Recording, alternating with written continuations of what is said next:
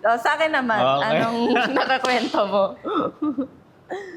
Siyempre, napapansin din ako ng mga kaibigan ko minsan. Diba? Saka family ko. Na parang, ito, totoo to na parang, natitipuan mo na ba yan si Denise? Ganyan. Yung mga ganun silang tanong.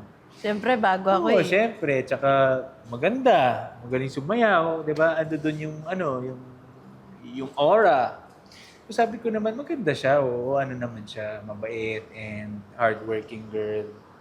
Sabi ko, pero sa ngayon kasi sabi ko parang hindi ko naman iisipin pa kung gusto ko o ewan. Kasi nga, nasa competition tayo.